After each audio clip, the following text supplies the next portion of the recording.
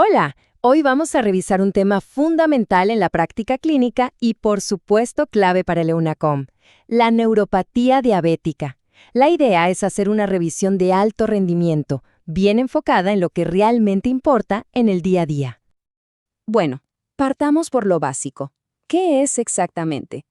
En simple, es el daño que se produce en los nervios, ya sea los periféricos, los de las piernas y brazos, o los autonómicos, los que controlan nuestros órganos, por estar expuestos mucho tiempo a la hiperglicemia y a todo el desorden metabólico de la diabetes. Este va a ser nuestro mapa de ruta. Vamos a partir por la fisiopatología para entender el porqué de las cosas.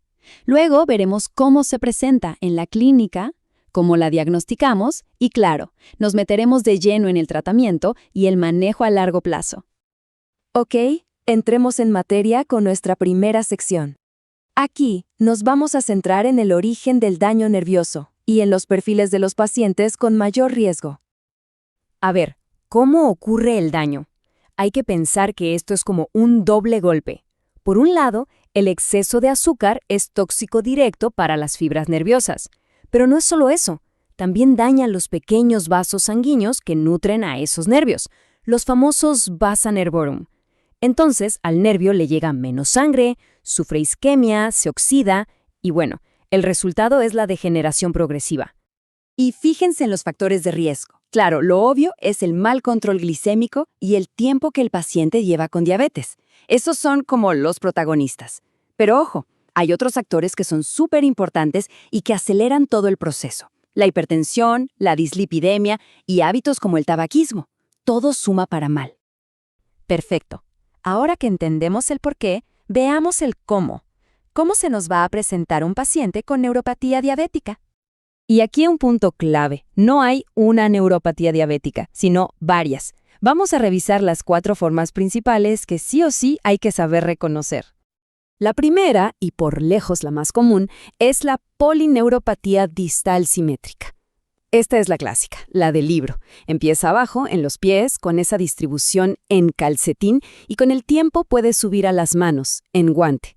El paciente se va a quejar de adormecimiento, hormigueos y ese dolor quemante, el dolor urente, que característicamente empeora en la noche. Y el gran peligro aquí, por supuesto, es que al perder la sensibilidad aparecen las úlceras. La segunda forma es la neuropatía autonómica. Aquí el problema es distinto. El daño está en los nervios que regulan las funciones que no controlamos. Entonces el abanico de síntomas es enorme. Un paciente puede presentar mareos al pararse por hipotensión ortostática, problemas digestivos por gastroparesia, disfunción eréctil y un punto crítico súper importante para la seguridad del paciente es el riesgo de no darse cuenta de una hipoglicemia porque se pierden los síntomas de aviso. Luego tenemos la neuropatía proximal, también conocida como amiotrofia diabética. Esta es más rara, pero cuando aparece es muy severa. El cuadro es bien dramático, un dolor agudísimo, muy intenso, que suele afectar un solo lado, en la cadera o el muslo, y viene acompañado de una debilidad y una pérdida de masa muscular muy notorias en esa zona. Y la cuarta es la mononeuropatía. El nombre lo dice todo, se daña un solo nervio. El inicio es brusco, de un día para otro. Ejemplos típicos, un paciente que de repente ve doble por la parálisis de un par craneal, el clásico síndrome del túnel carpiano o que no puede levantar la punta del pie, el llamado pie caído. Esta tabla es genial para ordenar las ideas. Fíjense en los contrastes. Mientras la distal es simétrica y gradual, la proximal y la mononeuropatía son unilaterales y de inicio súbito. Comparar la distribución y el inicio de los síntomas es un ejercicio diagnóstico súper útil en la práctica. Bien, ya vimos cómo se presentan. Ahora, la pregunta del millón. ¿Cómo confirmamos el diagnóstico? El proceso diagnóstico tiene que ser ordenado, ir de menos a más. Todo parte, como siempre, con una buena anamnesis y un examen neurológico bien hecho. De ahí pasamos a herramientas simples pero muy poderosas que podemos hacer en el box, como la prueba del monofilamento. Y solo si es necesario, escalamos a estudios más complejos. En el examen físico, hay hallazgos que prácticamente gritan el diagnóstico. La ausencia del reflejo aquiliano es uno de los primeros en aparecer. Y, por supuesto, la pérdida de la sensibilidad vibratoria que le evaluamos con el diapasón de 128 Hz.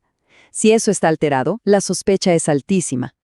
Listo, diagnóstico confirmado. Pasemos ahora al tratamiento. Y aquí nos vamos a enfocar primero en el manejo del dolor, que suele ser lo que más aqueja al paciente. Pero antes de hablar de cualquier pastilla, quiero que se quede grabado esto. Lo más importante, la única medida que de verdad cambia el curso de esta enfermedad es un control estricto de la glicemia. Todo lo demás es para manejar los síntomas, pero aquí está la clave para frenar la progresión. Ok, ahora sí, hablemos de los fármacos para el dolor. La primera línea de batalla, según casi todas las guías, son dos grupos: los anticonvulsivantes, como la pregabalina o gabapentina, y los antidepresivos duales, como la duloxetina. Los tricíclicos, como la amitriptilina, todavía se usan y son eficaces, pero su perfil de efectos secundarios los deja un poco más atrás. ¿Y los opioides? Bueno, esos los reservamos para casos muy severos y que no responden a nada más. Pero el manejo no termina con la receta para el dolor, ni de cerca. Esto requiere un enfoque integral, multidisciplinario.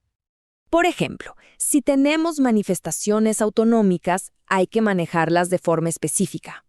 ¿Hay gastroparesia? Bueno, dieta fraccionada y procinéticos. Hipotensión ortoestática, medidas posturales, medias de compresión y, si no, fármacos. Cada síntoma tiene su propio plan de manejo. Y no nos olvidemos de lo no farmacológico, que es fundamental. Por un lado, la kinesioterapia y el ejercicio son básicos para mantener el equilibrio y la fuerza. Y por otro lado, tenemos terapias como el TENS, esta estimulación eléctrica que, aunque su eficacia puede variar de persona a persona, puede ser un buen complemento para algunos. Para ir cerrando el manejo, 3 puntos clave de prevención. 1. El cuidado de los pies. Esto no es negociable. La inspección diaria es obligatoria para prevenir úlceras. 2. Seguir controlando los otros factores de riesgo. Y 3. Un dato clínico muy práctico. Ojo con la vitamina B12 en pacientes que usan metformina por mucho tiempo.